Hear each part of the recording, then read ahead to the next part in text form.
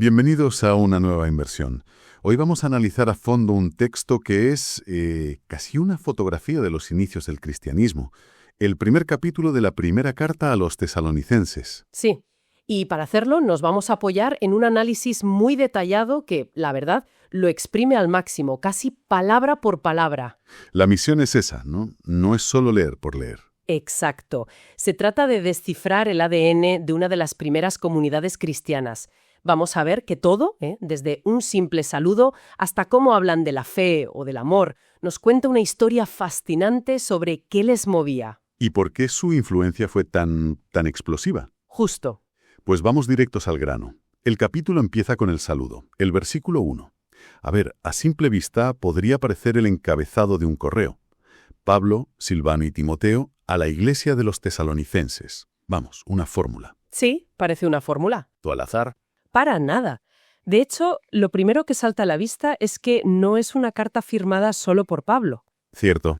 Están Silvano, a quien en el libro de los Hechos conocemos más como Silas, y Timoteo. O sea, esto es un mensaje de un equipo, no de un llanero solitario. Y el orden importa, ¿verdad? Pues sí, fíjate. Silvano va antes que Timoteo, probablemente porque era un colaborador más veterano. Llevaba más tiempo en el camino con Pablo. O sea que desde la primera línea ya vemos colaboración, una jerarquía de experiencia. Pero hay algo que me llama más la atención, y es lo que no está. Ajá. En casi todas sus otras cartas, Pablo empieza: Pablo, apóstol de Jesucristo. Aquí, esa credencial, ese título, desaparece. ¿Por qué? Esa es una de las grandes claves, sí. Una de las interpretaciones más sólidas apunta a que la relación de Pablo con ellos era excepcionalmente cercana, personal. No necesitaba poner su cargo sobre la mesa. Exacto. No había una disputa de autoridad. Era como escribirle a tu familia. No empiezas una carta diciendo, yo, tu padre, te escribo. Simplemente eres tú. No necesita la chaqueta de jefe. Es un detalle que lo cambia todo, desde luego. Y veo otro matiz. En lugar de su típica fórmula en Cristo, aquí usa una expresión un poco más larga: en Dios Padre y en el Señor Jesucristo. Es solo estilo. No, no hay mucho más. Al poner al Padre y al Hijo en el mismo plano, unidos por esa I, está haciendo una declaración teológica potentísima sobre su unidad, sobre su igualdad. Vale. No son dos figuras distantes, son, digamos, la atmósfera en la que vive y respira esta nueva comunidad. Es totalmente deliberado. Fascinante. Y todavía en este primer versículo, el análisis que manejamos apunta a un detalle casi de detective de manuscritos, ¿no? Sí, es un asunto muy curioso. La bendición final, la parte que dice de parte de Dios, nuestro Padre y del Señor Jesucristo, Sí. pues esa parte no aparece en los manuscritos griegos más antiguos y fiables. Vaya. Probablemente fue un añadido posterior. Un copista que, acostumbrado a esa fórmula en otras cartas, la incluyó aquí para que sonara más completa, por así decirlo. Increíble.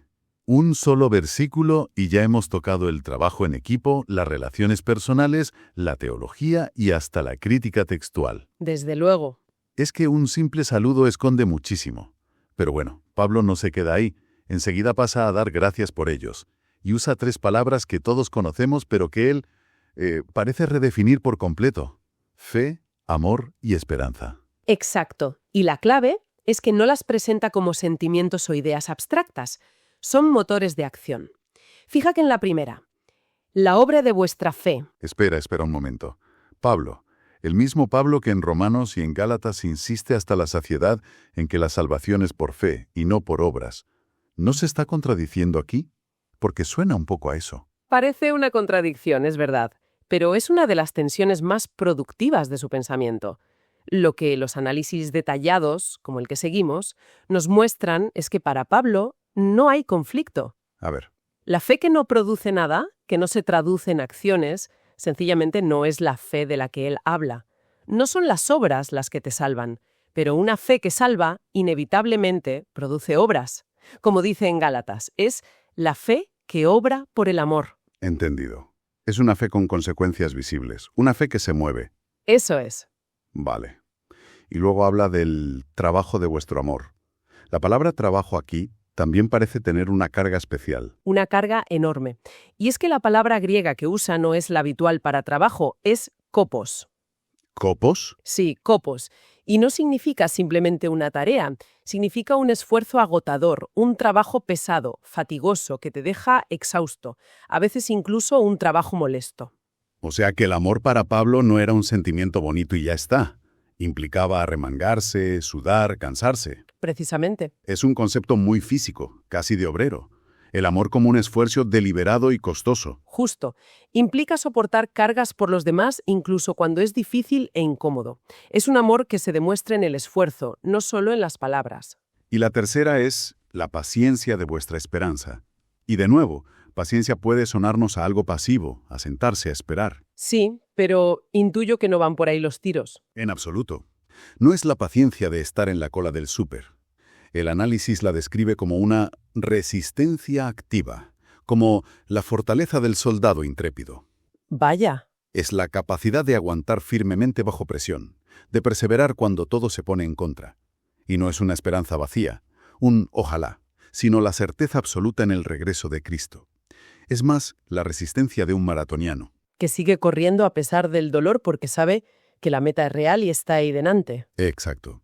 Fe que actúa, amor que se agota y esperanza que resiste. Es una descripción potentísima de una comunidad en plena ebullición. Y en medio de todo esto, les llama hermanos amados de Dios. Hay una ternura en esas palabras que es casi palpable. Totalmente. Y no es una forma de hablar. El análisis nos da un dato que lo confirma. En las 2 breves cartas que les escribió, Pablo usa la palabra hermanos 21 veces. ¿21? Es una barbaridad. Piensa en lo que eso significa. Un fariseo orgulloso de su linaje, como era Pablo, llamando hermano a un gentil de Tesalónica. El Evangelio había creado una nueva familia que dinamitaba todas esas barreras. Y esta forma tan intensa de vivir la fe tuvo consecuencias. Se convirtieron en una especie de influencers de su tiempo, ¿no? Su ejemplo empezó a extenderse. Exacto. Y esa es la siguiente parte del capítulo. Pablo intenta explicar cómo fue posible que esta pequeña comunidad se convirtiera en un modelo a seguir. Y la clave, dice, está en cómo recibieron el mensaje. No fue una simple charla intelectual. Dice que el Evangelio no llegó solamente en palabras, sino también en poder, en el Espíritu Santo y en plena certeza. ¿Qué significa que llegó en poder? ¿Hablamos de milagros? Más que milagros externos, se refiere al poder de transformación interna. El Evangelio no era para ellos una filosofía interesante.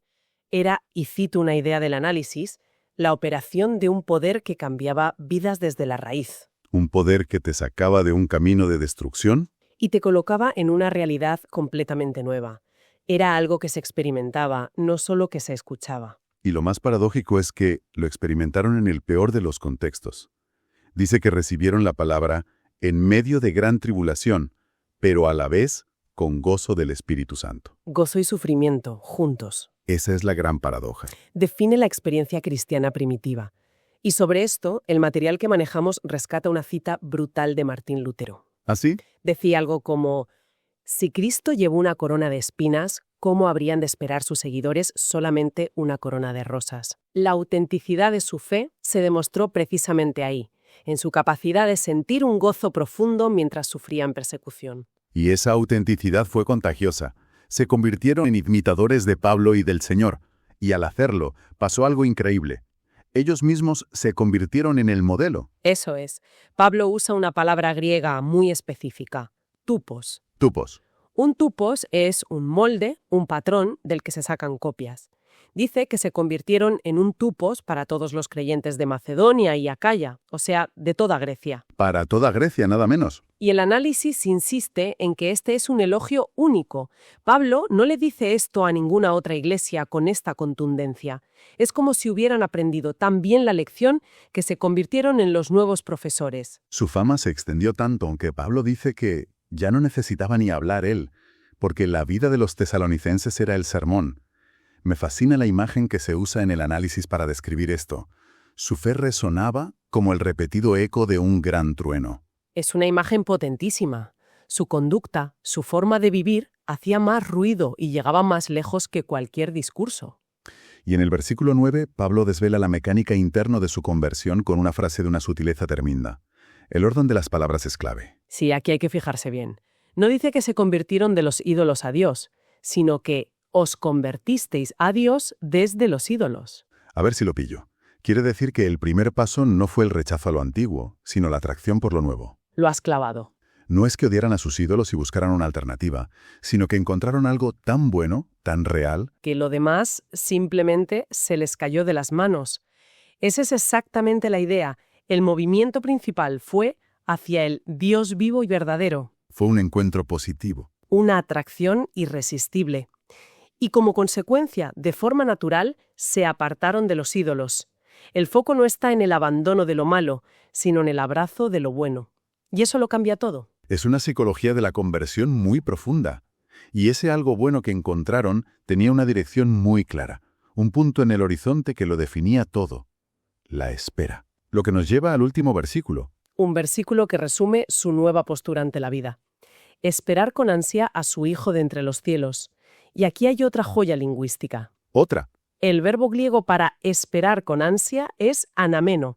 Los estudiosos señalan que esta palabra solo aparece esta única vez en todo el Nuevo Testamento. La segunda venida de Cristo no era un punto doctrinal en un credo. Era el motor. Era el motor que impulsaba su día a día. Y el versículo termina diciendo que este Jesús al que esperan es quien nos rescata de la ira venidera. Esa frase, la ira venidera, suena un poco aterradora. ¿Era un mensaje basado en el miedo? Es una pregunta lógica, pero el enfoque es justo el contrario. No es un mensaje de miedo, sino de liberación. Ah, Y la gramática griega aquí es muy reveladora.